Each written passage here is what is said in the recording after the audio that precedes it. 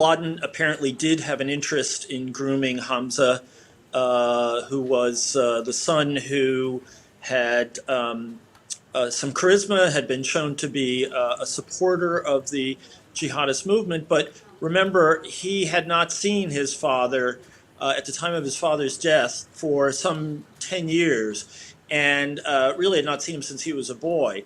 And I think it's important in this context to see that Hamza's utility to the organization is in replacing, or at least adding, to a leadership that is somewhat moribund and unbelievably ill-suited to inspire young men to take up the cause. Ayman al-Zawahiri has been running this group since bin Laden's death, and he is the sort of person who could have put the Soviet Politburo to sleep with all of his polemics.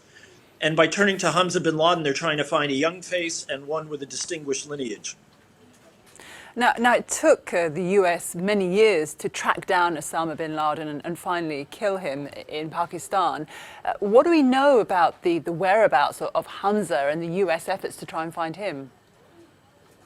Well, I don't think we know very much, and that's part of the reason why the reward was put out, because he's perceived to be coming up in the ranks or becoming a more influential, more important person, precisely because he can play this leadership role.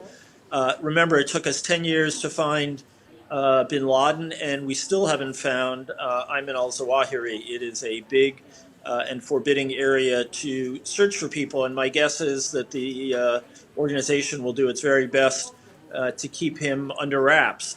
That, in addition, though, will limit his ability to actually direct operations. He has no background in operations, and the fact that he is hidden far away means that his role in the day-to-day organization will be somewhat limited.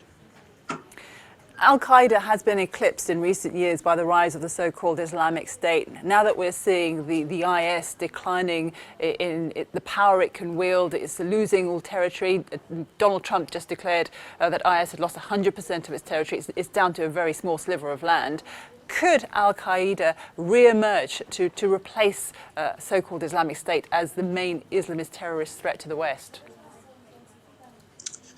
Well, they're very different organizations. It's a mistake to say that IS's threat has disappeared. They still have thousands of fighters in the field.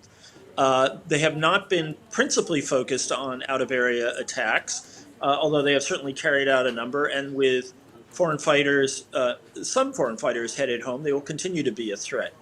Al-Qaeda retains a large presence in Syria.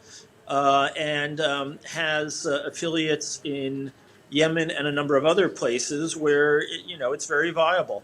So I expect that Al-Qaeda will try to rebuild its capability, and will probably also try to acquire a broader membership. Remember, ISIS was vastly larger than Al-Qaeda. Al-Qaeda was always a relatively small clandestine network. And I think that Al-Qaeda is probably happy that it never held territory the way ISIS did. At the same time, right now, it probably feels like it needs to capture more hearts and minds. And so Hamza bin Laden is, I think, just the person that they want to perform that function.